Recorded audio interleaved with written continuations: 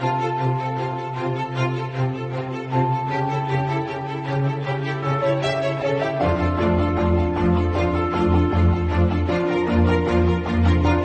it's Danny from Conscious Calisthenics here. So a lot of people with calisthenics run into the issue of not actually being able to maximize their muscle growth in the shortest period of time with calisthenics. So I wanted to explain to you fully in this video the different reasons as to why you are not building muscle with calisthenics, because there's a lot of people that just make so many different mistakes that they're not aware of, and they blame the calisthenics for not growing their muscles, and they say you need to do bodybuilding to maximize your muscle growth and actually grow muscles all together, which is a load of misinformation. At least when it comes to building muscle with calisthenics, you maybe not be able to get the biggest muscles possible with calisthenics unless you do it in a specific way, more so with weighted calisthenics and really hard, consistent, intermediate calisthenics exercises.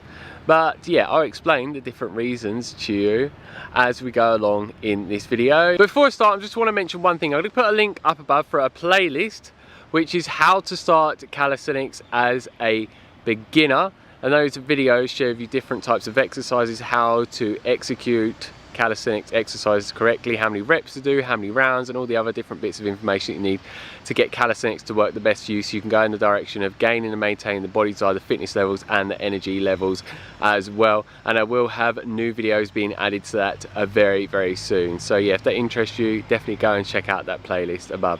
So yeah, let's get on with this video, shall we? First I want to say sorry if there's any background noise, I can't avoid it completely. And yeah, the lovely sun has just come out to greet us and make us feel absolutely amazing and alive, and give us that vitamin D to make you feel absolutely wow.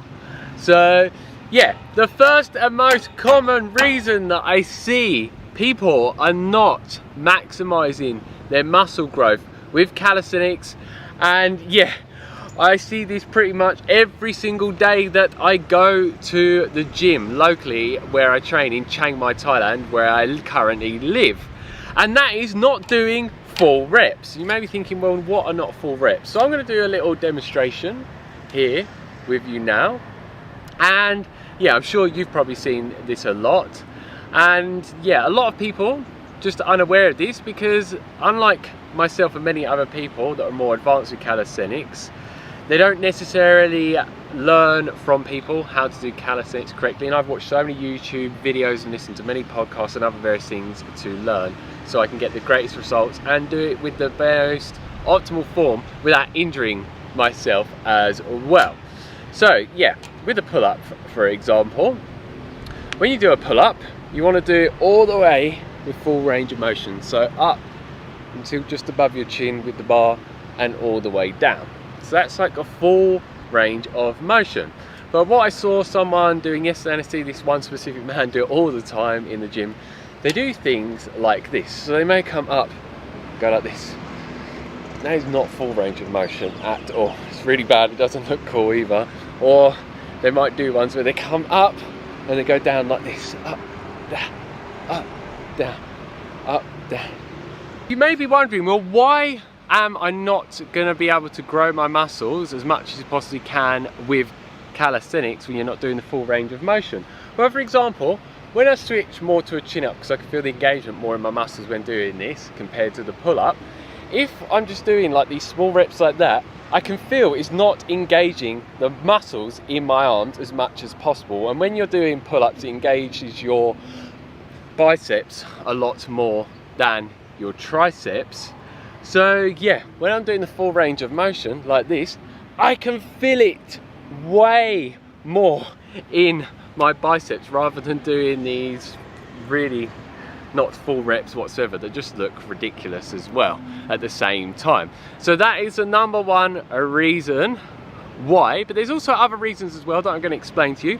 So make sure, if you're new to calisthenics, you don't know how to do a calisthenics exercise with perfect form, research up online and find YouTube videos or blogs, or even listen to podcasts of people explaining how to do them, or get a coach to help you, or someone that you know that may be advanced with calisthenics and knows what they're doing, so you can make sure that you're performing calisthenics in the most optimal form, so you can also reduce your risk of injury and get the greatest muscle growth benefits at the same time, and also increase your strength and stamina, endurance and fitness at the same time.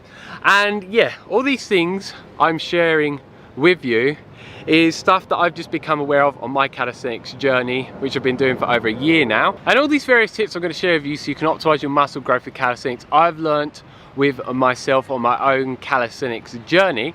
And for me personally, I went from very, very skinny, weak and frail to gaining over 10 kilos of muscle with calisthenics, and then being able to do such exercises known as dragon flags and muscle ups and these harder calisthenics exercises. So I went from weak and frail to being very strong and ripped and muscular, and just increasing my overall sports performance and fitness levels at the same time. And what I'm going to do is put a link for my video up above where I show you my whole year calisthenics transformation, in case you are interested in that, and you can see what type of results you can expect to get with calisthenics if you follow the information that I share with you in this video and other various videos that are on calisthenics. The second reason, which I'm going to share with you, some people are going to agree with, some people are going to disagree. There's a lot of different scientific research out there that can conflict each other, but I'm going to share with you from my own personal experience what I've learnt from people that have got the results,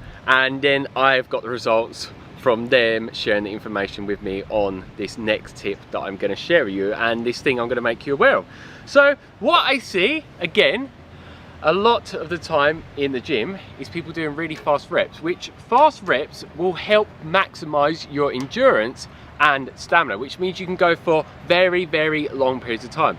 It's like the difference between being a sprinter and a marathon runner. If you want to be like a marathon runner but equivalent with calisthenics, then do really, really fast reps. So also what I need to mention is, if you're going to be a powerlifter, powerlifters lift really heavy things for small amounts of reps. But if you want to do specific hypertrophy training, then what you want to do is around a 6 to 12 rep range, and you don't want it to be too easy. But yeah, I'll go into that in more detail because I'm skipping ahead a little bit. But yeah, what most people end up doing is really fast reps. So let me move back a little bit here.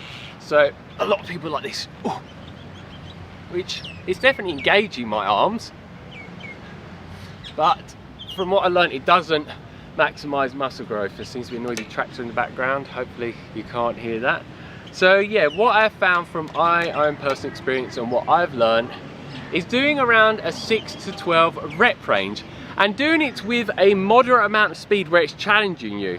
So when you get to the first 4 to 6 reps, it should be very challenging for you. If it's not challenging for you with the calisthenics exercise you're doing, you need to make it harder and do a modified, harder version of it, or do a different exercise completely. So for example, when you get into calisthenics, you're more than likely going to find push-ups hard, but then once you can do over 12 easily and it's not too much strain on your muscle or your body, then you want to be doing things such as archer push-ups or wide push-ups and all of these other different push-ups to challenge you a lot more and that are a lot harder for you.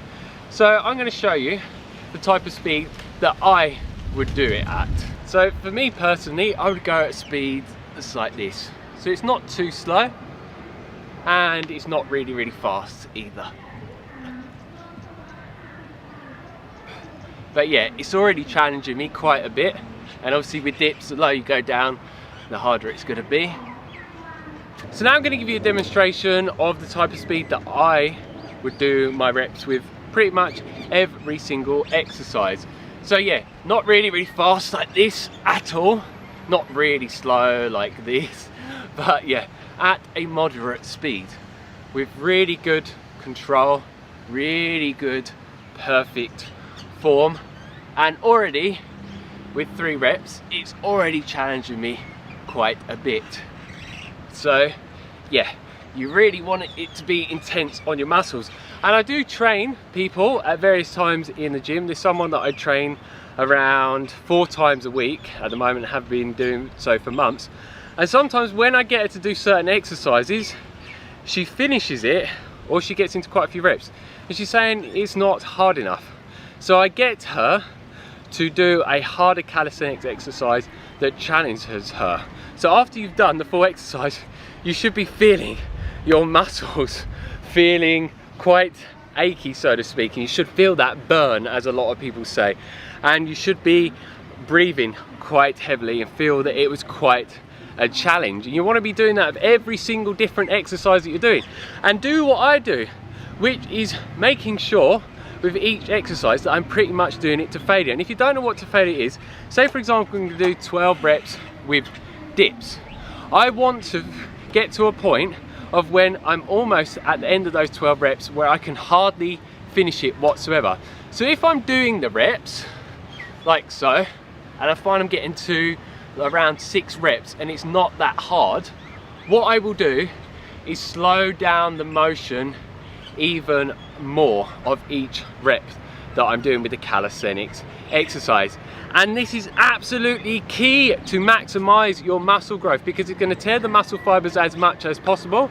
So again, just with the number 1 tip and the first tip I gave you, is in that rest and recover period, it is going to allow your body to maximize the muscle growth after the training that you've done with calisthenics. So this is something I cannot stress enough.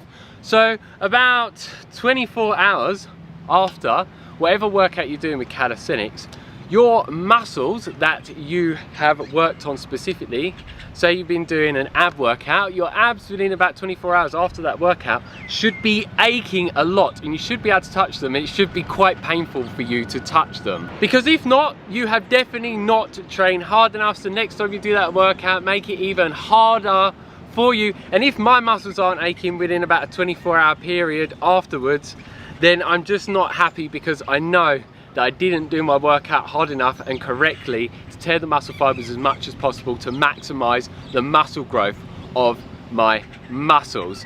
And yeah, I made this mistake very early on in my journey, and it slowed down my progress with gaining muscle within that 1 year period. So I could have gained more muscle mass in a shorter period of time and within that whole year period. And I talk about that more in depth, which I put a link for the video up above in case you're interested in that, in case you want to learn more about that specific thing. So this next one, which I see time and time again, is not resting and recovering enough. Because if you're not resting and recovering enough, how are your muscles going to repair fully and actually grow fully? It's not. So it's all about train really hard, rest and recover, refuel with food, make sure you're sleeping enough, looking after yourself as much as possible, so then you can get the best muscle growing benefits. And a lot of people just tend to want to train. A lot of people can try and do that every single day, but most people that train every single day, especially if you're not a high level calisthenics athlete, you're not actually training hard enough. So make sure you're training harder, as I mentioned on earlier in this video. And what you're doing as well by resting and recovering, you're also just going to be increasing your strength more over time. Because if you keep training, your strength's just going to start to go down. You're going to be overstimulating your nervous system too much, burning out your adrenals too much, which then is going to have a negative effect on your hormone production, such as testosterone and human growth hormone, which is key for maximizing your muscle growth. And yeah, it's just a lot of people, especially people in the Western world, that just want to go, and they don't know when to stop. And yeah, I used to be someone like that, and it's not a good idea at all. So the fourth one, and a lot of people hear this time and time again, there's a lot of mixed information on this subject that I'm about to go on, which is the number 4 reason of why you're not growing muscles with calisthenics, and that is not eating sufficient calories and not enough protein. You don't necessarily need to go and track your calorie intake or your protein, but just be very aware around the foods that you're eating, and just make sure you're eating a substantial amount of protein. You don't need to eat excess amounts of protein. There's loads of different scientific research out there saying that it's all different types of amounts of protein you need a day to give you optimal nitrogen balance, which is key for growing your muscles and repairing your muscles at the same time. But I've seen some scientific research out there that shows you need as low as 0.7 grams of protein per pound of body weight, which for me is around 100 grams of protein a day. And I've also seen scientific research that shows you can't absorb more than 30 grams of protein within one sitting. And when you're someone that trains a lot, and you're someone like myself that has very high level of fitness, you actually become a lot more efficient at using the protein that you're consuming. So you actually need less protein than what a lot of people believe out there. And what it says is a lot of the scientific research and information out there saying you need insane amounts of protein, like hundreds of grams of protein or 2 grams of protein per pound of body weight, is normally coming from people that are trying to sell you protein-based supplements and protein powders and foods and so forth as well. So when you look in scientific research with this type of subject, find out who's actually funding them, because they normally have a vested interest in telling you that you have more protein to maximize their profits from the things they are trying to sell you that are protein based. But what I will say is, if you're someone that is not eating multiple meals a day and you're doing intermittent fasting, one of the most common methods out there is the 16-8 intermittent fasting method, where you eat 2 meals a day, fast around 16 hours a day, normally on water or black coffee or other drinks that don't break you out of a fasted state, or even 1 meal a day like I eat. You don't necessarily need to be getting 100 grams of protein, which I explain in the 5th and last reason that I found for myself.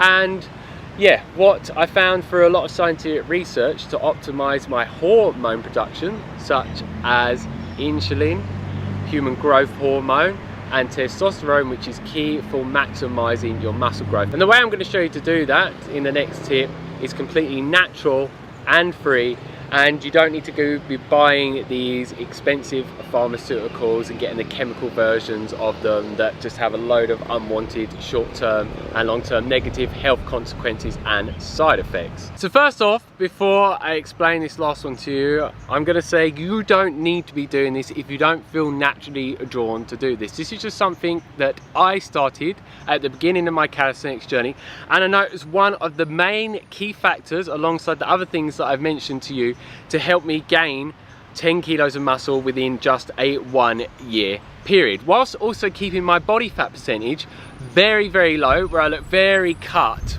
all year round. And I don't do cutting, I don't do bulking whatsoever. I'm always doing lean bulking, where I'm reducing my body fat percentage whilst increasing the muscle mass at the same time, which a lot of people believe that you can't do that, but I'm proof that you can do that with my own calisthenics journey. And yeah, the 5th reason is with intermittent fasting daily. If you don't know about this, I do have a video talking about the 16-8 intermittent fasting method and how to do it for serious weight loss, which I'll put a link for a video up above. Also, if you're someone that's interested in 1 meal a day, which I actually do, I used to do 2 meals a day, but I do 1 meal a day and have done for quite some time now. If you're interested in that, I'll put a link for that up above. And if you want to see what I eat, which is an abundance of calories within one sitting with 1 meal a day, normally around 3,000 calories or so, I'll put a link for a playlist up above that shows you many different videos of what I am eating fully, and I explain it all to you in detail and show you all the food as well. So you may be wondering, why is it so good for increasing your muscle mass with calisthenics in the shortest period of time possible, and also long term as well? Well, there is so many scientific studies that have been done out there that show time and time again intermittent fasting in men, for example, increases testosterone levels anywhere from 200 up to 400%, and in females around 130%. Human growth hormone in females by about 1,300%, 2,000% up to that, should even say, for men. It massively makes your fat storage hormone, insulin, go really low. It makes a hormone known as glucagon go up, which is a hormone that allows your body to burn its own body fat as fuel. And whilst you're in that fasted state, after about 6 to 8 hours after your last meal, your body starts to go into a fat burning mode where it is burning its own body fat as fuel. And because your insulin's really low, it's not actually gonna make you gain fat. It is literally impossible. So yeah, this is something that I've studied so much and I have so much experimentation with, and I've just seen it work for me so effectively for gaining muscle mass, and so many other people out there as well, but helping me keep a really low body fat percentage at the same time. Because you see a lot of people, when they're growing their muscles, a lot of time they end up with a lot of fat as well. So yeah, it's just helped me keep that lean, ripped, or even shredded body, as some people call it. And the brilliant thing that I found with it is you don't need to count your macros at all or track it at all. You don't need to restrict calories whatsoever, and also you can eat any type of diet that you want, with whether it's 2 meals a day or 1 meal a day with intermittent fasting methods. There's many other different ones out there as well, but they're the main ones that I am aware of and have the most experience with. So it's really one of the ultimate weight loss hacks out there, but also one of the most amazing natural and free ways to maximize your muscle growth at the same time. And it's brilliant because you don't have to count your macros, track them, or restrict your calories. You don't even have to change your diet if you want it. I always recommend trying to incorporate as much plant-based whole foods into your diet as much as possible, because they're high in water content, high in fiber, they're rich in micro, and they just help optimize your mental health and physical health holistically. And for me, I want to have the most amazing dream body possible that I've managed to achieve and sustain still until this current moment, and I will continue to do so forward. But also I want to be optimizing my health and longevity at the same time, so eating those plant-based foods help me. But there's certain people out there, such as Blake 201, that's around 40 years old, that lost so much weight with eating 1 meal a day on around 4,000 calories of complete junk food. I don't recommend you necessarily go and follow his dietary advice, but yeah, he's someone that shows that you can still keep a relatively low body fat percentage whilst increasing your muscle mass without having to have a very massive reduction in your calories, where you can actually eat an abundance of calories, unlike what a lot of people in the weight loss and fitness and diet industry will tell you and make you believe based on their own opinions. And if you're someone that wants to just learn as much information as you can on how to start doing intermittent fasting and get it work the best for you, I put a link for a playlist up above where I have loads of informational, educational videos on this subject that you can watch and learn from me specifically